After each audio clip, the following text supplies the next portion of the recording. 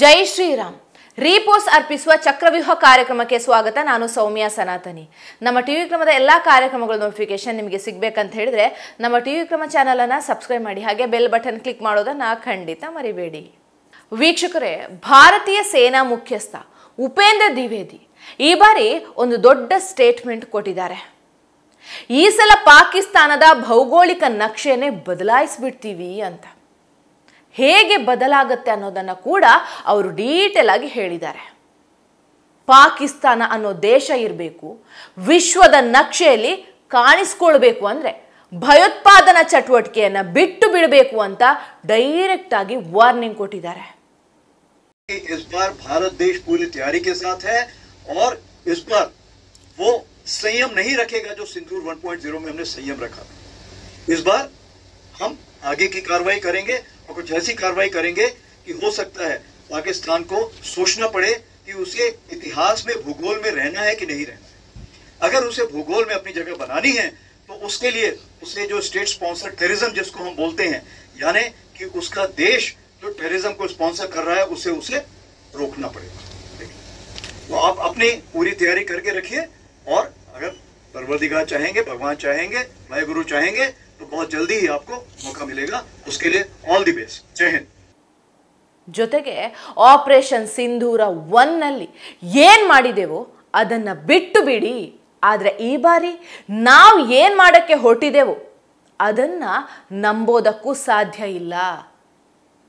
ಒಂದು ವಿಷಯವನ್ನ ಸ್ಪಷ್ಟವಾಗಿ ಅರ್ಥ ಮಾಡ್ಕೋಬೇಕು.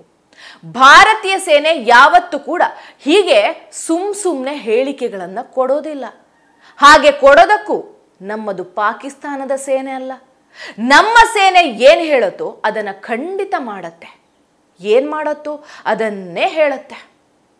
ಹಾಗೆ ಇಲ್ಲಿ ಭಾರತೀಯ ಸೇನೆ ಏನು ಹೇಳುತ್ತೋ ಅದನ್ನು ಭಾರತೀಯ ರಕ್ಷಣಾ ಸಚಿವಾಲಯ ಕೂಡ ಹೇಳ್ತಾ ಇದೆ.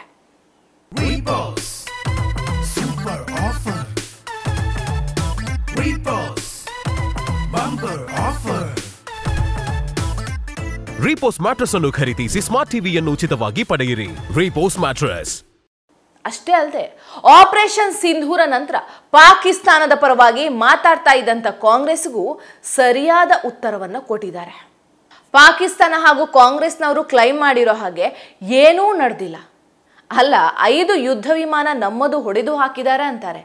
ಈ ಇಂಟರ್ನೆಟ್ ಯುಗದಲ್ಲಿ ಅದನ್ನು ಮುಚ್ಚಿಡೋದಕ್ಕೆ ಸಾಧ್ಯ ಇದೆಯಾ? ಯಾರಾದ್ರೂ ಒಬ್ಬರಾದ್ರೂ ಅದರ ವಿಡಿಯೋ ಮಾಡಿ ಇಷ್ಟೊತ್ತಿಗೆ ವೈರಲ್ ಮಾಡ್ತಾ ಇರ್ಲಿಲ್ವಾ?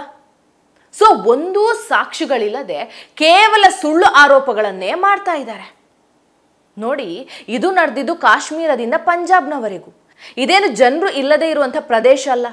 ಇಂಥ ಜಾಗದಲ್ಲಿ ವಿಷಯಗಳನ್ನು ಮುಚ್ಚಿಡೋದಕ್ಕೆ ಸಾಧ್ಯ ಇದೆಯಾ? ಯಾವಾಗ ವಾಯುಸೇನೆ ಹೇಗೆ ಪಾಕಿಸ್ತಾನವನ್ನ ಹೊಡೆದ್ವಿ ಅಂತ ವಿಡಿಯೋ ಪ್ರೂಫ್ ಇಟ್ಟು ತೋರಿಸಿದ ಮೇಲೆ ಇವರು ತಣ್ಣಗಾಗಿದ್ದಾರೆ ಅಷ್ಟೇ. ಆದರೂ ಇಡೀ ವಿಶ್ವದಲ್ಲಿ ಯಾವುದಾದ್ರೂ ವಿರೋಧ ಪಕ್ಷ ತಮ್ಮದೇ ಸೇನೆ ಬಗ್ಗೆ ಪ್ರಶ್ನೆ ಮಾಡಿದೆ ಅಂದರೆ ಅದು ಕಾಂಗ್ರೆಸ್ ಮಾತ್ರ. ಈ ಕೀರ್ತಿ ಇವರಿಗೆ ಸಲ್ಲಬೇಕು. ಬೇರೆ ಎಲ್ಲ ದೇಶದ ವಿರೋಧ ಪಕ್ಷಗಳು ನೀವು ಶತ್ರು ದೇಶಕ್ಕೆ ಎಷ್ಟು ನಷ್ಟ ಮಾಡಿದ್ರಿ ಅಂತ ಕೇಳಿದರೆ ನಮ್ಮಲ್ಲಿ ಮಾತ್ರ ಉಲ್ಟಾನೇ. ಬಿಡಿ, ಎಷ್ಟು ಹೇಳಿದ್ರು ಇವರ ಬುದ್ಧಿಯೇ ಅಷ್ಟು. ಈಗ ಒಂದಂತೂ ಅರ್ಥ ಆಗಿದೆ, ಭಾರತ ಏನೋ ಒಂದು ದೊಡ್ಡದಾಗಿ ನಡೆಸುತ್ತೆ. ಒಂದು ಕಡೆ ಬಲೂಚಿಸ್ತಾನದ ವಿಷಯ ನಡೀತಾ ಇದೆ, ಇನ್ನೊಂದು ಕಡೆ POKಯಲ್ಲಿ ನಡೀತಾ ಇರುವಂಥ ವಿಷಯವನ್ನ ವಿಶ್ವಸಂಸ್ಥೆಯವರೆಗೂ ತೆಗೆದುಕೊಂಡು ಹೋಗಲಾಗಿದೆ. ಜನೈವಾದಲ್ಲಿರುವಂಥ ಮಾನವ ಹಕ್ಕುಗಳ ಆಯೋಗಕ್ಕೂ ವಿಷಯ ಮುಟ್ಟಿದೆ. ಈಗ ಭಾರತ POKಯಲ್ಲಿ ನಡೀತಾ ಇರುವಂಥ ವಿಷಯದ ಬಗ್ಗೆ ಕಠೋರವಾದ ಪ್ರತಿಕ್ರಿಯೆಯನ್ನ ನೀಡಿದೆ. ಭಾರತೀಯ ಸೇನೆ ಮುಲಾಜಿಲ್ಲದೆ ಹೇಳಿದೆ, ಆಪರೇಷನ್ ಸಿಂಧೂರ್ 2 ನಡೆದ್ರೆ ನಾವು ಸಂಯಮದಿಂದ ಯುದ್ಧ ನಡೆಸೋದಿಲ್ಲ, ಇನ್ನೂ ಭಯಾನಕವಾಗಿ ಇರುತ್ತೆ ಅಂತ. ಅದರ ಎಫೆಕ್ಟ್ ರಾಜಸ್ಥಾನದ ಅನೂಪ್ಗಢ್ನಲ್ಲಿ ವಿಜಯದಶಮಿ ದಿನ ಭಾರತೀಯ ಸೇನಾ ಮುಖ್ಯಸ್ಥರಾದ ಉಪೇಂದ್ರ ದ್ವಿವೇದಿ ಈ ರೀತಿಯಾಗಿ ಪಾಕ್ಗೆ ಒಂದು ವಾರ್ನಿಂಗ್ ಕೊಟ್ಟಿದ್ದಾರೆ. ಉಪೇಂದ್ರ ದ್ವಿವೇದಿ ಹಾಗೂ ರಕ್ಷಣಾ ಸಚಿವರ ಎಚ್ಚರಿಕೆಯನ್ನ ಲೈಟ್ ಆಗಿ ಅಂತೂ ತೆಗೆದುಕೊಳ್ಳೋ ಹಾಗಿಲ್ಲ. ಸುಖ ಸುಮ್ಮನೆ ಹೀಗೆ ಮಾಡೋರು ಅಲ್ಲ ಅವರು. जिस तरह से हाल में पाकिस्तान की फौज ने सरक्रीक के सटे इलाकों में अपना मिलिट्री इंफ्रास्ट्रक्चर बढ़ाया है, वह उसकी नीयत बताता है. साथियों, भारत की सीमाओं की रक्षा भारतीय सेनाएं और बॉर्डर सिक्योरिटी फोर्स मिलकर मुस्तैदी से कर रही हैं. अगर सरक्रीक इलाके में पाकिस्तान की ओर से कोई भी हिमाकत की गई तो उसे ऐसा करारा जवाब मिलेगा कि इतिहास और भूगोल दोनों बदल जाएंगे मेरे साथियों। और 1965 की जंग में भारत की सेना ने लाहौर तक पहुंचने का सामर्थ्य भी दिखाया। आज 2025 में पाकिस्तान को याद रखना चाहिए कि कराची का एक रास्ता क्रीक से ही होकर गुजरता है। ಹೀಗೆ ಮಾತಾಡಿದ್ದಾರೆ ಅಂದ್ರೆ ಮುಂದೆ ಮಾರಿ ಹಬ್ಬ ಇದೆ ಅಂತಾನೆ ಅರ್ಥ. ಮತ್ತೆ ಏನಾದ್ರೂ ಪಾಕ್ ಬಾಲ ಬಿಚ್ಚಿದ್ರೆ ಉಳಿಗಾಲ ಅಂತೂ ಇಲ್ಲ ಅನ್ನುವಂತ ಹಿಂಟ್ ಕೊಟ್ಟಿದ್ದಾರೆ. ನೋಡಿ, ನಮ್ಮ ಸೇನೆಯ ಬಗ್ಗೆ ಯಾವುದೇ ಅನುಮಾನ ಬೇಡ, ನಾವು ಬಲಿಷ್ಠರಾಗಿದ್ದೇವೆ. ಆದರೆ ವಿಪರ್ಯಾಸ ನೋಡಿ, ನಮ್ಮಲ್ಲೇ ಕೆಲವರಿಗೆ ನಮ್ಮ ಸೇನೆಯ ಮೇಲೆ ನಂಬಿಕೆ ಇಲ್ಲ. ನಾವು ಪಾಕಿಸ್ತಾನವನ್ನ ಧ್ವಂಸ ಮಾಡಿದೀವಿ ಅಂದ್ರೆ ಸಾಕ್ಷಿ ಕೊಡಿ ಅಂತಾರೆ. ರಾಹುಲ್ ಗಾಂಧಿಯಿಂದ ಹಿಡಿದು ಅಖಿಲೇಶ್ ಯಾದವ್, ಕೇಜ್ರಿವಾಲ್ ಎಲ್ಲರೂ ಕೂಡ ಸರ್ಜಿಕಲ್ ಸ್ಟ್ರೈಕ್ಗೂ ಸಾಕ್ಷಿ ಕೇಳಿದವರೇ ಅಲ್ವೇ? ಇಡೀ ಪ್ರಪಂಚದಲ್ಲಿ ಒಬ್ಬ ಸೈನಿಕನನ್ನ ಶತ್ರು ದೇಶದವರು ಹಿಡ್ಕೊಂಡಾಗ ಅಷ್ಟು ಬೇಗ ಕಳಿಸಿಕೊಟ್ಟಿದ್ದು ಅಂದ್ರೆ ಅದು ಭಾರತೀಯ ಸೈನಿಕನನ್ನ. ಇದು ನಮ್ಮ ಭಾರತದ ತಾಕತ್ತು.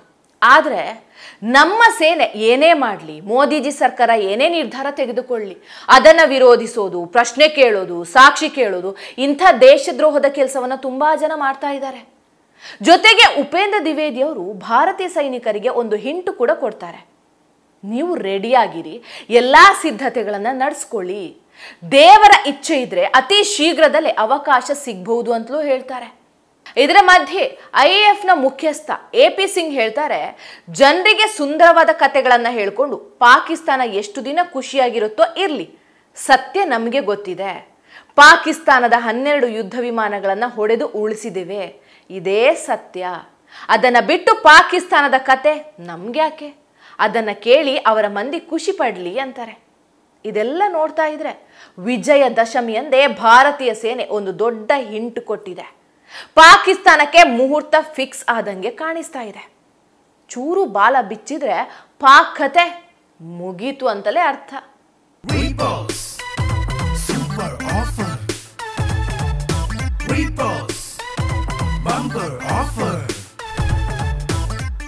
ರೀಪೋಸ್ ಮ್ಯಾಟ್ರೆಸ್ ಅನ್ನು ಖರೀದಿಸಿ ಸ್ಮಾರ್ಟ್ ಟಿವಿಯನ್ನು ಉಚಿತವಾಗಿ ಪಡೆಯಿರಿ. ರೀಪೋಸ್ ಮ್ಯಾಟ್ರೆಸ್. ಟಿವಿ ವಿಕ್ರಮ, ದೇಶ ನಿಮ್ಮ ಕೈಯಲ್ಲಿ. ಈ ಕಾರ್ಯಕ್ರಮ ನಿಮಗೆ ಇಷ್ಟ ಆಗಿದ್ದಲ್ಲಿ ಲೈಕ್, ಶೇರ್ ಹಾಗೂ ಕಮೆಂಟ್ ಮಾಡಿ. ಟಿವಿ ವಿಕ್ರಮದ ಕಾರ್ಯಕ್ರಮಗಳನ್ನು ನಿರಂತರವಾಗಿ ವೀಕ್ಷಿಸಲು ಸಬ್ಸ್ಕ್ರೈಬ್ ಮಾಡಿ, ಬೆಲ್ ಐಕನ್ ಒತ್ತಿ.